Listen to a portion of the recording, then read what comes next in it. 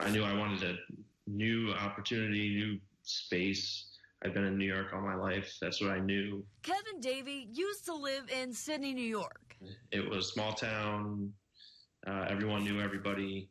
Grew up in the same house. Everyone, pretty much all my friends were always there. But now he lives in Columbia, South Carolina. It's a whole new world down here where you're 2 hours from the beach. You're 4 hours from Atlanta. You're an hour and a half from Charlotte. Rent super cheap here. You got all those options. After graduating from Ithaca College in 2017 with a degree in physical therapy, Davey didn't want to return to the Southern Tier, a place he used to call home. If I stayed in Sydney, I'd be treating the same people I knew all my life, having the same conversations. Davey is a millennial, which is someone who was born between the early 1980s and early 2000s. A generation that the Southern Tier is swiftly losing. Let's take Broome County, for example. Not only did the area lose almost 7,000 people between 2010 and 2017, but look at this. The county significantly declined in people ages 15 to 35. I think basically we're driving people out of the state. Republican Assemblyman Clifford Crouch agrees the Southern Tier is struggling with the younger crowd. You know, we've got a lot to offer, but somehow we are not maybe marketing it enough. And then millennials are typically people that are willing to take a risk and a chance and go to another place where it's warmer or less taxes or whatever. Since Broome County has seen one of the steepest declines in population, we turn to Democratic County Executive Jason Garner to see what, if anything, is being done about this. Why do you believe the millennial age is deciding to not stick around in Broome County? You know, we struggle with attracting young professionals to the area. We go to the colleges when they graduate. We try to recruit them. More often than not, they choose someplace other than Broome County to work.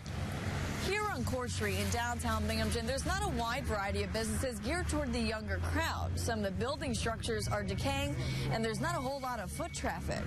Now look at the Ithaca Commons. There's a wide variety of businesses, a place to safely walk, and it even seems busy throughout the year. Ithaca and all of Tompkins County is growing in population, attracting more millennials than other areas. I'm thrilled that we're growing. You know, we're trying to build a city that includes everybody. Democratic Mayor of Ithaca, Savante Myrick, is a millennial himself. He says there's a key to keeping people in the area.